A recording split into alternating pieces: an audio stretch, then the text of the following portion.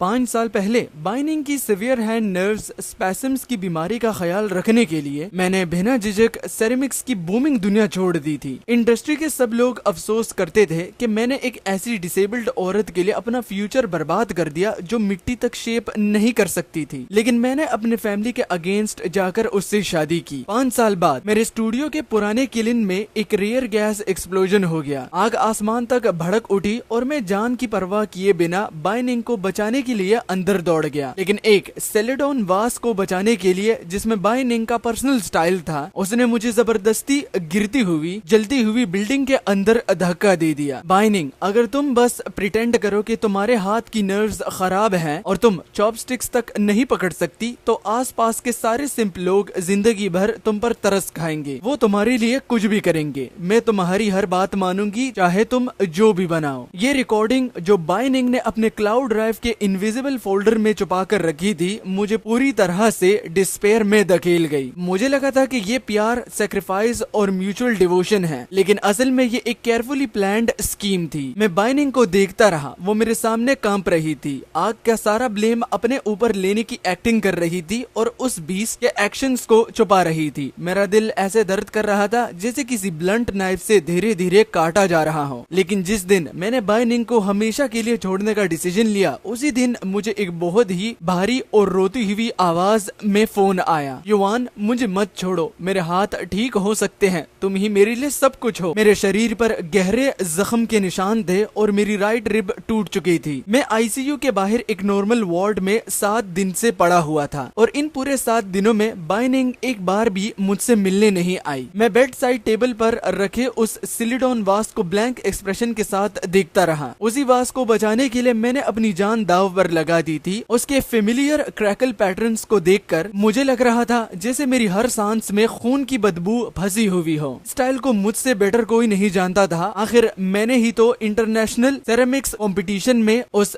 Beast से लड़कर बाइनिंग को उसके हिपोक्रिटिकल फसाद और फेस से चीना था। मैं नजर हटा भी नहीं पाया था कि वार्ड का डोर जोर से खुला और बाइनिंग घबराई हुई अंदर दौड़ी। उसने मेरे बैंडेज बॉडी की तरफ एक बार भी नहीं देखा। उसकी नजर सीधा टेबल पर रखे सिलिडोन वास पर जाकर टिक गई। उसके भाव गुस्से और इल्जाम से भरे हुए थे। युआन, तुमने किसी से ये वास हॉस्पिटल क्यों मंगवाया? तुम्हें पता है मैंने इसे रबल में कितनी देर तक ढूंढा? बाइनिंग तेज सांसें ले रही थी। जिसके बारे में ये कहा जा रहा था कि वो पानी का गिलास पकड़ने में भी स्ट्रगल करती है, वो हाथ अब इतने एजाइल थे कि वो वास पर झपटी और उसे कस के पकड़ लिया। उसने वास को ऐसा पकड़ा हुआ था जैसे मैं उसे छीन लूंगा। क्लियरली उसे सिर्फ इस पोर्सिलियन पीस की परवाह थी। अगर मेरा असिस्टेंट जियाओ वेंग उसे पहले हॉस्पिटल ना लाता, तो शायद वो अभी इस परफेक्ट गिफ्ट को लेकर उस बीस्ट की नई आर्ट गैलरी की ओपनिंग सेरेमनी में खड़ी होती और उसे अपने आधे मरे हुए हस्बैंड को देखने तक की याद नहीं आई होती। ड्रेसिंग चेंज करने आई नर्स भी ये सीन देखकर शॉक हो गई। मैं ठंडी नजरों से उसे देखता रहा। जैसे ही वो मुड़कर जाने लगी, मैंने अचानक वास का बेस पकड़ लिया। वो वास बचाने के लिए मुझे बेड से नीचे तक घसीटने लगी। अरे, आपके फैमिली मेंबर्स को क्या हो गया है? इनकी रिब्स अभी अभी सेट हुई है, ये फोर्स नहीं लगा सकते। नर्स की चीख पूरे वार्ड में गूंज उठी। मैं बाइनिंग को देखता रहा। उसकी आंखें लाल थी और वो अब भी वास के लिए मुझसे स्ट्रगल कर रही थी। आखिर में मैंने खुद पर हंस दिया। अपने फटे हुए होंठों को खींचकर एक सेल्फ मॉकिंग स्माइल दी और वास छोड़ दिया। उसने वास को सक्सेसफुली बचा लिया और मैं मोमेंटम की वजह से जोर से बेड से गिरा, ठंडी और सख्त फ्लोर पर जा गिरा। गाइस, अगर आप क्रिकेट फॉलो करते हो तो मेरे पास आपके लिए एक ग्रेट न्यूज है। इंडियन प्रीमियर लीग 2026 स्टार्ट हो गया है। मैं सारे मैचेस इस ऐप के थ्रू फॉलो करूंगा। इसमें सब कुछ एक ही जगह मिलता है। Latest match schedule, live matches का कवरेज और अपनी स्पोर्ट्स नॉलेज से अर्न करने का मौका। और आईपीएल के स्टार्ट के लिए इस टीम ने कुछ अमेजिंग गिफ्ट्स प्रिपेयर किए हैं। पूरे टूर्नामेंट के दौरान कैश प्राइजेस और एप्पल टेक के गिव अवेज होंगे। एक परफेक्ट चांस अपना फोन अपग्रेड करने का। और यही नहीं, आईपीएल के दौरान सभी नए प्लेयर्स को उनके पहले 4 डिपॉजिट्स पर बोनस भी मिलेगा। पहली बार ऐसा हो रहा है और अभी आप मैक्सिमम 70,000 रुपए तक का बोनस ले सकते हो। बस प्रोमो कोड NAUGHTY100 यानी कि NAUGHTY100 के साथ कमेंट में दिए गए लिंक को फॉलो करो। वेबसाइट्स पर अपडेट्स चेक करते रहो और अपना गेमिंग बैंक अभी से रेडी करो।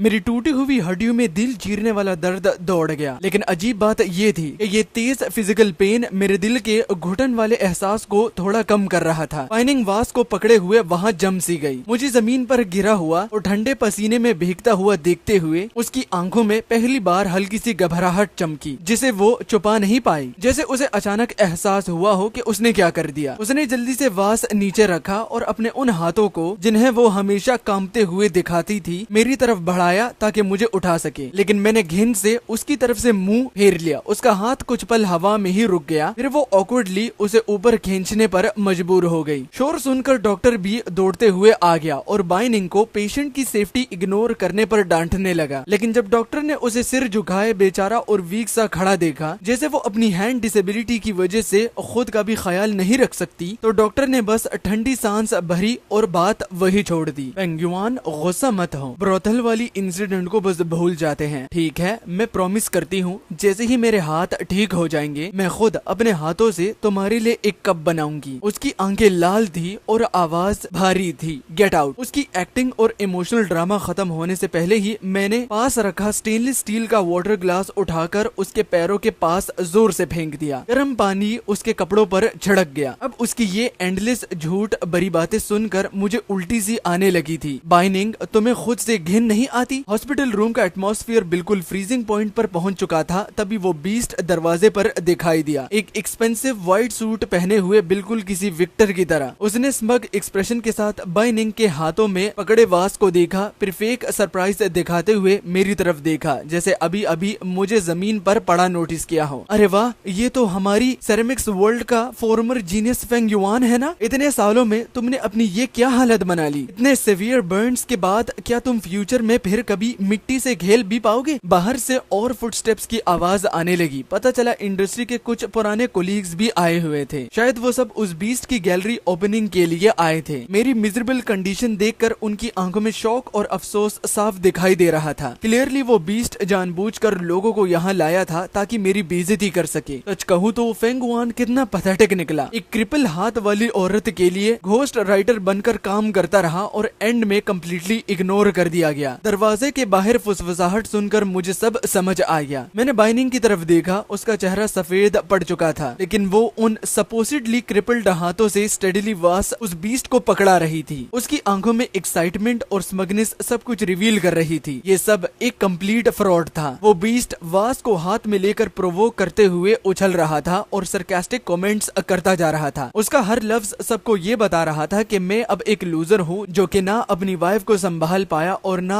किलिंग की आग को कंट्रोल कर पाया। निकलो यहाँ से। मैंने आंखें बंद कर ली। मैंने उस डिस्कस्टिंग कपल को और देखना नहीं चाहता था। मैंने तुरंत अलार्म बटन दबा दिया और सिक्योरिटी को बुलाकर सबको बाहर निकलने को कहा। मैं और ज्यादा इस स्काउंड्रल के हाथों बेवकूफ नहीं बनना चाहता था। उस रात देर तक मैं हॉस्पिटल बेड पर आधी नींद में पड़ा था जब मेरा फोन वाइब्रेट हुआ। मेरी पुरानी क्लासमेट लिन चुयिन, जिसे मैंने कई सालों से बात नहीं की थी और जो अब एक टॉप क्रिएटर बन चुकी थी, उसने अचानक मुझे एक ऑडियो फाइल भेजी। उस ऑडियो में उस कमीने की गहरी सडक्टिव हंसी गूंज रही थी और बाइनिंग की वो नरम जेंटल आवाज भी थी जिसे मैं बहुत अच्छी तरह से पहचानता था। बाइनिंग, बस उसे अपने लिए डिवोटेड बनाकर अपने पास रखो ताकि वो तुम्हारा सारा काम करता रहे तो मैं मान जाऊंगा। बस मेरे पास वापस आ जाओ। हम बचपन से साथ बड़े हुए हैं और वो तुमसे इतना प्यार करता है। प्लीज मेरे लिए इतना तो करो, ठीक है? वैसे भी तुम्हारा कोई नुकसान नहीं होगा। फेंग युआन तुम्हें जिंदगी भर क्वीन की तरह रखेगा। मैंने तुमसे प्रॉमिस किया था ना, मैं रखूंगी। वार्ड में सिर्फ हार्ट मॉनिटर की मोनोटोनियस बीप सुनाई दे रही थी। उस वक्त मेरा दिल उस आग वाले दिन से भी ज्यादा ठंडा पड़ गया जब बाइनिंग ने मुझे बेरहमी से धक्का दे दिया था और पता नहीं कब मेरी आंखों से आंसू बहने लगे। पिछले 5 सालों तक उसने सिर्फ उस बीस्ट के कहने पर डिसेबल होने का नाटक किया था। मैं उसे रोता हुआ नहीं देख सकता था जब वो मिट्टी को छू नहीं पाती थी, इसलिए मैंने उसका हाथ पकड़कर दिन ब दिन साल दर साल उसके सारे वर्क्स पोर्टर्स व्हील पर कंप्लीट किए। मैंने उसे एक डिसेबल लेकिन टैलेंटेड और डिटरमिन्ड ब्यूटीफुल सेरेमिक आर्टिस्ट बना दिया और अब पता चला शुरू से ही सब झूठ था। जब उसने शर्मा कर कहा था कि वो मेरे साथ एक घर बनाना चाहती है, वो भी एक क्रूल लाई थी। हॉस्पिटल से डिस्चार्ज होने के दिन मैं घर लौट आया और लिविंग रूम की वॉल पर लगी हमारी ह्यूज डबल फोटो को देखा। फोटो में वो मेरी बाहों में सिमटी हुई थी, मासूम सी स्माइल के साथ। मैं ठंडी हंसी हंसा, टेबल पर पड़ा एश ट्रे उठाया और सीधा ग्लास ग्लास फ्रेम पर दे मारा। खाली घर में टूटने की आवाज बहुत ज्यादा चुभने वाली लगी। तभी बाइनिंग ने डोर खोला और ये सीन देखा। उसका चेहरा एकदम सफेद पड़ गया, लेकिन उसने जल्दी खुद को संभाल लिया, बिल्कुल स्ट्रेट फेस बनाकर, जैसे उसे लग रहा हो कि मैं बस फायर इंसिडेंट के बाद का फ्रस्ट्रेशन निकाल रहा हूँ। उसे लगता था कि अगर वो बस बेचारी बनकर एक्ट करेगी तो मैं पहले की तरह गिल्ट में भरकर उसे कंफर्ट करने भाग आऊंगा। लेकिन मैं बस शैटर्ड ग्लास और मेस के बीच चुपचाप बैठा रहा और उसे ठंडी नजरों से देखता रहा। आज हॉस्पिटल में जो हुआ वो सच में मिसअंडरस्टैंडिंग थी। मैं बस तुम्हारी इंजरी देखना चाहती थी। अभी भी दर्द हो रहा है क्या? लगता था वो फाइनली कंट्रोल नहीं कर पा रही थी। उसकी आंखें लाल हो गई और आंसू लगातार गिरने लगे। उसने अपने हाथ बढ़ाए, बिल्कुल पहले की तरह कांपते हुए, जैसे मेरे गाल को छूना चाहती हो। अगर कांपना नहीं है तो मेरे सामने पोलियो का नाटक मत करो। घिन आती है। मेरी आवाज बिल्कुल फ्लैट और इमोशनलेस थी। बाइनिंग का एक्सप्रेशन इंस्टेंटली जम गया। जो बॉडी मेरी तरफ बढ़ रही थी वो वही फ्रीज होगी जैसे उस पे बिजली गिर गई हो। पिछले 5 सालों तक मैंने उसे एक फ्रेजाइल पोर्सलाइन डोल की तरह संभाला था। अपने सबसे बड़े गुस्से में भी मैंने कभी उसकी हैंड डिसेबिलिटी पर हार्श वर्ड नहीं बोला था। इतना क्रूल सरकाज़म तो कभी सोचा भी नहीं था। ये पहली बार था जब उसने मेरे मुंह से ऐसी बात सुनी। और जब मुझे याद आया कि जिस औरत से मैंने दिल और जान से प्यार किया वो बीस्ट के साथ मिलकर मेरी बेवकूफी पर काउंटलेस टाइम हंसती रही, तो मेरे अंदर घिन की लहर दौड़ गई। मुझे उससे नफरत होने लगी थी। मैं इरिटेट होकर दूसरी तरफ मुंह फेर गया। उसे दोबारा देखना तक नहीं चाहता था। जियाओ वैंग, साउथ साइड वाले नए स्टूडियो को क्लीन और अरेंज कर दो। अब मैं बाइनिंग के इस बनाए हुए इस मेस से और डील नहीं करूंगा। बॉस, आपको फाइनली समझ आ गया। आपने फाइनली उस वैम्पायर को छोड़ने का डिसीजन ले लिया। असिस्टेंट जियाओ वैंग की आवाज फोन के दूसरी तरफ एक्साइटमेंट से कांप रही थी। जैसे ही मैंने उस कमीने को मेंशन किया, जियाओ वैंग गुस्से से दांत बिंचने लगा। कुछ दिन बाद मैं फिर से अपने खुद के पोर्टर व्हील्स के सामने खड़ा था। शेल्फ्स पर मेरी पर्सनल स्टाइल की स्केचेस और ग्लेजेस भरे हुए थे। मुझे लगा जैसे मैं किसी और दूसरी दुनिया से वापस आया हूँ। पता चला कि पिछले 5 सालों से मैं बस बाइनिंग के लिए एक फेक पर्सोना क्रिएट करने में लगा हुआ था और उस फेंग युआन को भूल गया था जिसने कभी इंटरनेशनल सिरेमिक्स एग्जीबिशन को शॉक कर दिया था। मैं खुद को ही पूरी तरह से भूल चुका था। मैं और वो कमीना एक ही स्कूल से थे, लेकिन हम दोनों एक दूसरे को बिल्कुल बर्दाश्त नहीं कर सकते थे। मुझे उसका एरोगेंट एटीट्यूड बिल्कुल पसंद नहीं था। वो हमेशा बाइनिंग को नीचा दिखाता था जब वो अभी सेरेमिक्स वर्ल्ड में नई आई थी। उस साल उसने जानबूझकर बाइनिंग को, जिसके हाथ में पुरानी इंजरी थी, भारी क्ले उठाने पर मजबूर किया। मैं गुस्से से फट पड़ा। मैं तुरंत आगे बढ़ा, उसके हाथ से क्ले छीन ली और बाइनिंग को अपने पीछे प्रोटेक्ट कर लिया। शादी के 5 साल बाद भी मैं उसकी वो गीली और एडमिरेशन से भरी आंखें कभी नहीं बोल पाया। उन्हीं आंखों के लिए मैंने अपना खुद का टूर छोड़ दिया और खुशी खुशी उसका शैडो बन गया। लेकिन अब लगता है उन आंखों में प्यार नहीं, सिर्फ कैलकुलेशन थी। ये सोचकर मैंने गहरी सांस छोड़ी और जियाओ वैंग के साथ हल्की सी स्माइल एक्सचेंज की। अब और छुपाने का कोई मतलब नहीं। इस बार मैं वो सब कुछ वापस लूंगा जो कि मेरा था। दोबारा हाई इंटेंसिटी क्रिएटिव स्टेट में काम करना बहुत एग्जॉस्टिंग था, लेकिन मेरी सोल पहले से ज्यादा फुलफिल्ड महसूस कर रही थी। अगर बिल्डिंग के नीचे रोज बाइनिंग नजर ना आ जाती तो शायद और भी अच्छा लगता। तुम इतने दिनों से घर क्यों नहीं आए? बाइनिंग की आंखों के नीचे डार्क सर्कल्स थे और वो बहुत हैगर्ड लग रहा था, जैसे सच में मेरे लिए उदास हो। वो एंशियस होकर मेरा रास्ता रोकने लगी। मैंने उसे इग्नोर कर दिया, बिल्कुल उन लोगों की तरह जो पहले उसे कोल्डली साइड में छोड़कर दूसरों के साथ हंसकर बात करते थे। मैं उसके पास से निकल गया और मटेरियल सप्लायर के साथ कैजुअली बात करने लगा। आसपास के लोग उस औरत को अजीब नजरों से देख रहे थे जो मुझे चिपकने की कोशिश कर रही थी। कुछ लोग तो धीरे से ये भी बोल रहे थे कि शायद उसे मेंटल प्रॉब्लम है। पहले मैं लोगों के ऊपर उंगली उठाते हुए बिल्कुल टॉलरेट नहीं कर पाता था। मैं हमेशा तुरंत उसे अपनी बाहों में प्रोटेक्ट कर लेता था, लेकिन अब मैं वो रिडिकुलस क्लाउन दोबारा नहीं बनूंगा। बेकार है। चलो फेंग युआन के पुराने क्लासमेट्स के साथ मिलते हैं। और बाइनिंग, कुछ दिनों में आर्ट सर्कल का डिनर भी है। तभी वो कमीना वाइन ग्लास लेकर हमारी तरफ आया और अपने डिस्कस्टिंग मॉकिंग एक्सप्रेशन के साथ मुझे देखने लगा। मैंने बावें चढ़ाकर बाइनिंग की तरफ देखा। वो इंस्टेंटली पैनिक कर गई। उसकी आंखें पेल गई और वो प्रैक्टिकली हाथ हिलाकर डिस्टेंस क्रिएट करने लगी, जैसे वो प्रूव करना चाहती हो कि वो कमीने के साथ नहीं है। फाइन, मैंने सोचा और कैजुअली फोन निकाला। लिन चुयिन का भेजा हुआ लेटेस्ट पोस्ट देखते हुए, जिसमें उस बीस्ट के पुराने वर्क्स पर पेलिग्रिम्स और घोस्ट राइटिंग का सस्पिशियस था, उसे देख मेरा दिल ठंडा पड़ गया। लेकिन मेरी एक्सप्रेशंस बिल्कुल काम रही जब मैंने दोनों की तरफ देखा। बीस्ट, तुम्हारी soon to be engaged fiancee भी आज आएगी ना? आसपास कोलीग्स और रिपोर्टर्स जमा होने लगे। सबके चेहरों पर एक्साइटमेंट और गॉसिप वाली क्यूरियोसिटी थी। पहले बाइनिंग की वजह से मेरा और उस बीस्ट का इंडस्ट्री में ह्यूज फॉल आउट हुआ था और सब उसे एक जोक की तरह ट्रीट करते थे। लेकिन उस वक्त तो बाइनिंग सीक्रेटली उस बीस्ट से प्यार करती थी ना। क्राउड में किसी ने इनअप्रोप्रिएट टोन में कहा। मैंने बाइनिंग की तरफ देखा और हल्की सी हंसी निकाली। मुझे फर्क नहीं पड़ता था वो पहले किसे पसंद करती थी, लेकिन अब मुझे ऐसा इंसान नहीं चाहिए जो डिसेबिलिटी तक फेक करे। एक पैरासाइट जो सिर्फ दूसरों की सिंपैथी एक्सप्लॉइट करना जानता है, उसे कौन चाहेगा? जिसे चाहिए वो रख ले। जैसे ही ये वर्ड्स निकले पूरा बैंक्वेट हॉल एकदम साइलेंट हो गया। पहले बहुत लोग सीक्रेटली मेरा मजाक उड़ाते थे, मुझे पॉवर्टी, एलिवेशन एक्सपर्ट और सेंट बोलते थे सिर्फ बाइनिंग के साथ रिलेशनशिप की वजह से, और बाइनिंग हमेशा मेरे पीछे छुप कर बेचारी बनने का एक्ट करती थी। लेकिन अब पूरा सीन तो उल्टा हो चुका था।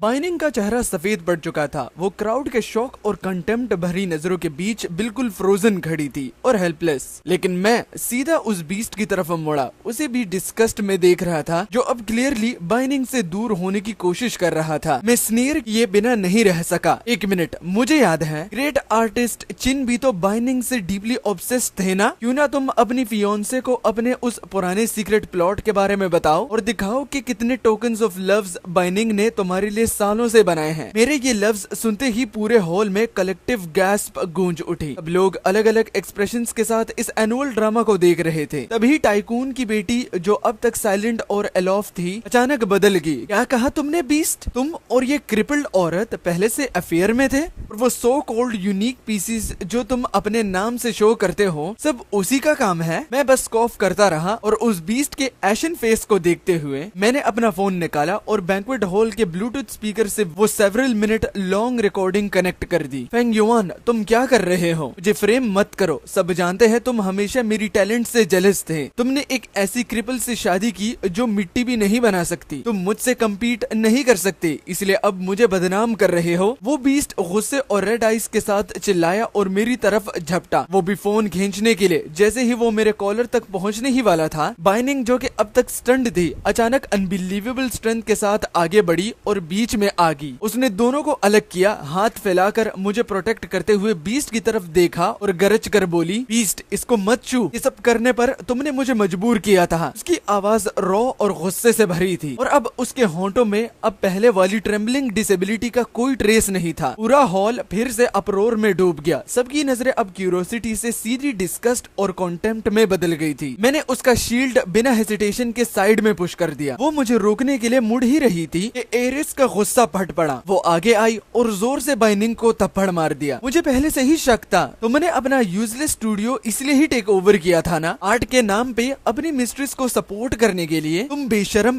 क्रिपल्ड स्लट, अपनी इनोसेंस का ड्रामा बंद करो। क्राउड में मॉकिंग लाफ्टर्स बहल गया। पहले वो सिंपैथी और फ्रेजाइल पर्सोना जिसमें बाइनिंग छुपी रहती थी, अब पूरी तरह एक्सपोज हो चुका था। लोगों की नजरों में जो कॉन्टेम्प्ट था वो उसे ऑलमोस्ट ड्राउन कर रहा था। अब क्या हुआ? अभी भी व्हाइट लोटस बनने का नाटक कर रही है? इन आती है मुझे तुम्हें देखकर। मेरे अंदर 5 सालों का सप्रेस्ड गुस्सा फाइनली थोड़ा रिलीज हुआ। तभी एक क्लियर फीमेल वॉइस ने पूरा केओस को ब्रेक कर दिया। सॉरी एवरीवन, लगता है मैं लेट हो गई। ये लिन चू यिन थी। मैंने आईब्रो रेस किया, उसे कामली देखते हुए बिल्कुल सरप्राइज्ड नहीं था। उसने मुझे जो क्रूशियल एविडेंस दिया था उसके लिए मैं ऑलरेडी अवेयर था। लिंचू ब्लू कैजुअल शॉर्ट स्कर्ट में थी। उसकी आंखों में पिटी भी थी और कोल्डनेस भी। जैसे ही टॉप टियर क्रिएटर लिंचू इंटर हुई, पूरा एटमॉस्फेयर इंस्टेंटली शिफ्ट हो गया और बाइनिंग जो कि अब तक ग्राउंड पर पड़ी थी, उसकी सिचुएशन और भी ह्यूमिलिएटिंग हो गई। लोग तुरंत आगे बढ़े और बाइनिंग मेरी तरफ देखकर रोते हुए बोलने लगी, फेंग युआन, प्लीज गुस्सा मत हो, वो सब पुरानी बातें थी। अब मेरे दिल में सिर्फ तुम हो। मैं सिर्फ तुमसे प्यार करती हूँ। बस सिर्फ इस एक बार मुझे माफ कर दो, ओके? पता नहीं कैसे बाइनिंग फिर से उठकर मेरे पैरों से चिपक गई। उसकी आंखों से आंसू बह रहे थे, लेकिन इतने सब के बाद भी उसके पास सिर्फ यही वीक और पैथेटिक एक्सक्यूज था। उसकी इतनी हम्बल और बेगिंग वाली हालत देखकर मुझे सिर्फ हंसी आ रही थी। मैंने जबरदस्ती एक स्माइल निकाली, एक ऐसी स्माइल जिसमें सिर्फ डिस्पेयर था। उसकी डिसबिलीफ भरी नजरों के सामने मैंने उसकी उंगलियां अपनी टांग से एक एक करके अलग कर दी। हमारे बीच सब खत्म हो चुका है। गुड बाय बाइनिंग। नहीं, दोबारा कभी नहीं। मैं मुड़कर सीधा डोर की तरफ चल दिया। मेरे पीछे बाइनिंग की टूट चुकी आवाज गूंजी, फेंग युआन, मैं गलत थी, मैं सच में गलत थी। मैं बस एक सेकंड के लिए रुका, लेकिन पीछे मुड़कर नहीं देखा और सीधा बैंक्वेट हॉल से बाहर निकल गया। बाहर लिंग चुयन कार डोर के सहारे खड़ी मेरा वेट कर रही थी। तुम्हारा ड्रामा देखने के लिए मैंने $1 मिलियन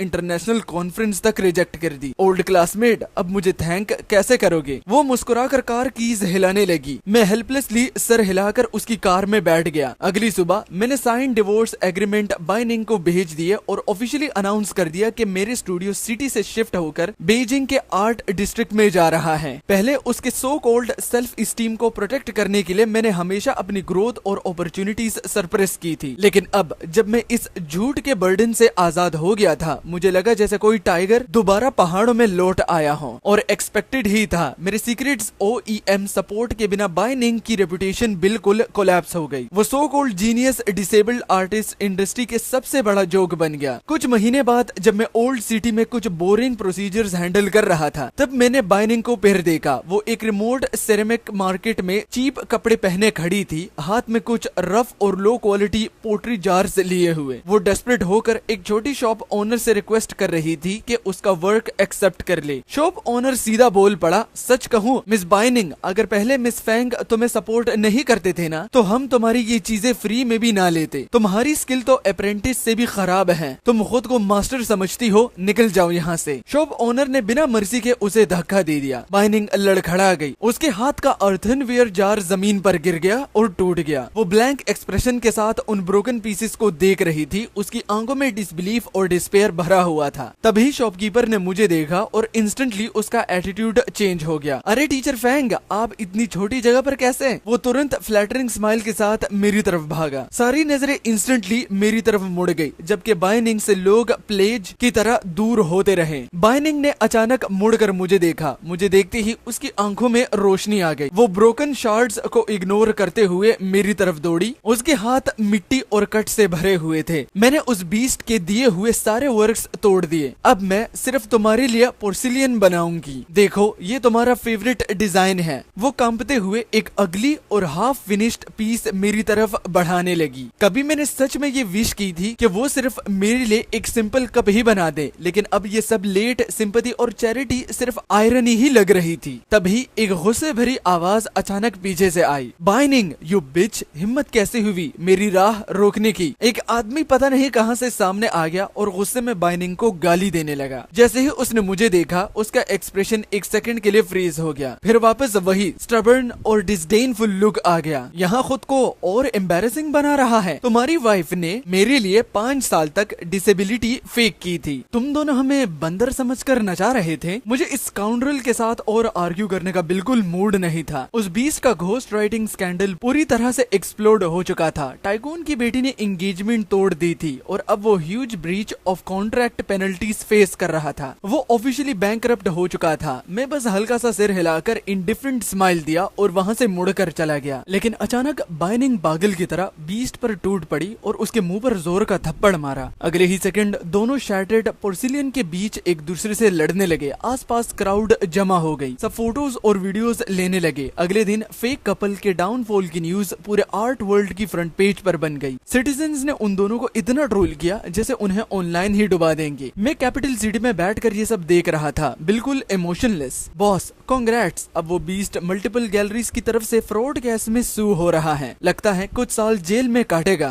जियाओ वेंग ने कॉफी का कप देते हुए एक्साइटेड मूड में कहा, फ्यूल सप्लाई कट करने वाला मूव आपका कमाल का था, लेकिन एक पागल इंसान की सोच कॉमन सेंस से समझना इम्पॉसिबल होता है। जब मैंने बीजिंग के अंडरग्राउंड पार्किंग गैराज में उस डेस्परेट बीस्ट को देखा, मुझे ज्यादा सरप्राइज नहीं हुआ। उसकी आंखें खून से लाल थी और हाथ में एक रस्टी पेपर कटर था। वो मुझे गाली देते हुए मेरी तरफ झपटा ही था कि मैंने सीधा उसके मुंह पर जोर का थप्पड़ मारा। वो सीधा जमीन पर गिर गया। ये थप्पड़ उन बर्न्स के लिए था जो मुझे बाइनिंग को डिजास्टर से बचाते वक्त लगे थे। अब मैं तुमसे हिसाब बराबर कर रहा हूँ। उसके उठने से पहले ही मैंने उसे एक और किक मारी, और ये किक उन 5 सालों के लिए जो तुम मुझ पर उधार रखते हो। वो बीस्ट स्वोलन फेस के साथ जमीन पर पड़ा हुआ था, रिसेंटमेंट से गरज रहा था, पागलों की तरह चिल्लाकर पूछ रहा था कि हर बार ऊपर हैंड मेरे पास ही क्यों होता है। तभी मैंने मुड़कर देखा, लिन चुयन सिक्योरिटी गार्ड्स के साथ भागती हुई आ रही थी। जैसे ही उसने देखा कि मैं सेव हूँ, तो उसकी टाइटली फ्रोन्ड ब्रोज रिलैक्स हो गई। लेकिन शॉकिंग बात ये थी कि बाइनिंग भी वहाँ पर आ गई थी। वो अंधेरे से से किसी घोस्ट की तरह बाहर निकली और ग्लूमी एक्सप्रेशन के साथ हमें देखने लगी। बाइनिंग, तुम पॉइजनस औरत, तुमने मेरी जिंदगी बर्बाद कर दी। बीस्ट उस पर सारा गुस्सा निकालने लगा, लेकिन बाइनिंग ने उसकी गालियों को कम्प्लीटली इग्नोर कर दिया। वो बस बिना हिले मुझे घूरती रही। लिन चुयिन,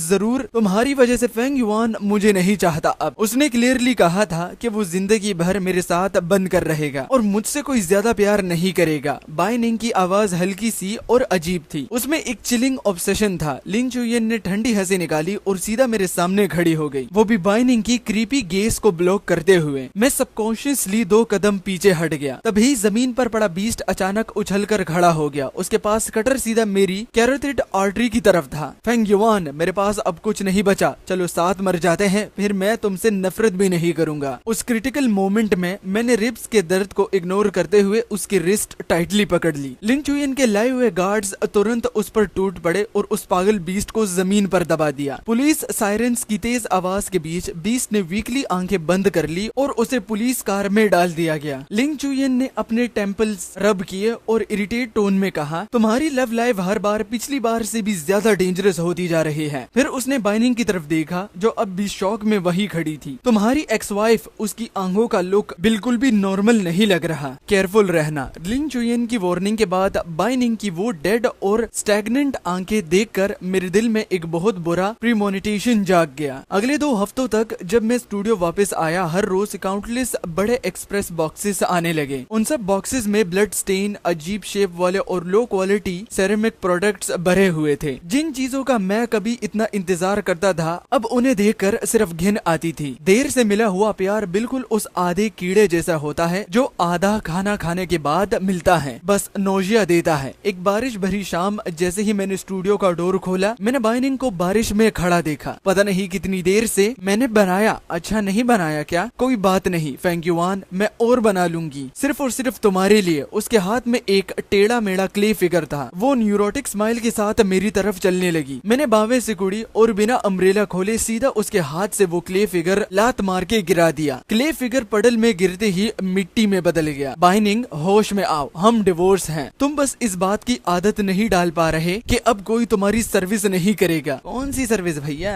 घोस्ट राइटर होना सिर्फ मेरा काम था, आगे तुम कहाँ बर्बाद होते हो उससे मेरा कोई लेना देना नहीं। बाइनिंग अचानक टूट कर रो पड़ी। वो कीचड़ में घुटनों के बल गिर गई और मिट्टी लगे हाथों से मेरी पैंट पकड़ ली। मैं क्या करूं ताकि तुम मान लो कि मैं तुमसे प्यार करती हूँ। ये सारा कचरा उठाओ और हमें तंग करना बंद करो। बॉस जियाओ वेंग झाड़ू लेकर बाहर दौड़ा और जमीन पर पड़े सारे ब्रोकन पोर्सिलियन को साफ करने लगा। छी, तुम जैसी पॉइजनस लायर को अब भी माफी मांगने की हिम्मत है? वो मुझे अंदर खींच कर ले गया और डोर जोर से बंद कर दिया। बाहर बाइनिंग की दर्द भरी चीख बारिश की आवाज के साथ मिक्स हो रही थी, बिल्कुल किसी रूह की रोने की आवाज की तरह। मुझे लगा सब खत्म हो गया, लेकिन अगले दिन जियाओ वेंग पीले चेहरे के साथ मेरे ऑफिस की तरफ दौड़ा, हाथ में टैबलेट लिए हुए। बॉस, वो पागल औरत लाइव स्ट्रीम कर रही है। स्क्रीन पर वो वंस एलिगेंट और अलोफ गॉडेस अब एक high speed spinning porters wheels के सामने बैठी थी। उसके बाल बिखरे हुए थे और आंखों में प्योर मैडनेस था। टेंस ऑफ थाउजेंड्स ऑफ लोग लाइव स्ट्रीम में आ चुके थे। गालियों और इंसल्ट से कमेंट्स भर गए थे। बाइनिंग ने कैमरा की तरफ अजीब स्माइल दी। मुझे पता है फेंग युआन देख रहा है और अगर मैं ये सब कुछ ना करती तो वो कभी मुझे देखने नहीं आता। फिर उसने अपने पास रखा एक शार्प आईब्रो ट्रिमर उठाया और अपनी पतली रिस्ट पर रख दिया। फेंग युआन को मेरे हाथ सबसे ज्यादा पसंद थे। अगर मैं सिक होने का नाटक ना करती तो वो मुझे नहीं चाहता, लेकिन अगर मैं सच में बिना हाथों का क्रिपल बन जाऊं तो क्या वो मुझे फिर से प्रोटेक्ट करेगा? क्या वो दोबारा मेरे हाथ बनेगा? वो स्माइल करती रही जब ब्लेड धीरे धीरे स्क्रीन पर प्रेस करने लगी। हाँ, उसी वक्त भी उसने मुझे ऐसे ही प्रोटेक्ट किया था, इस बार भी वो जरूर करेगा। Live stream comments instantly explode हो गए। कोई पुलिस को कॉल करने को बोल रहा था, कुछ लोग प्रोवोक कर रहे थे और कुछ लोग मेरे सोशल मीडिया अकाउंट पर जाकर मुझे मोरली ब्लैकमेल करने लगे। मेरे टेम्पल्स पेन से थ्रॉब करने लगे। अगर उसने लाइव स्ट्रीम पर कुछ सच में सेल्फ हार्म या सुसाइड कर लिया तो पब्लिक ओपिनियन मुझे जिंदगी भर के लिए चैन की तरह बांध देता। मैं तुरंत उसके ब्रोकन डाउन रेंटेड हाउस की तरफ दौड़ा और डोर को लात मारकर खोल दिया। बाइनिंग, तुम एग्जैक्टली करना क्या चाहती हो? मुझे देखते ही बाइनिंग एक छोटे बच्चे की तरह खुश हो गई, जैसे उसे कैंडी मिल गई हो। लाइव स्ट्रीम कुछ देर पहले एंड हो चुकी थी। वो ट्रिमर उठाकर स्मग एक्सप्रेशन के साथ मुझे देखने लगी। फेंग युआन, मेरा सजेशन कैसे लगा?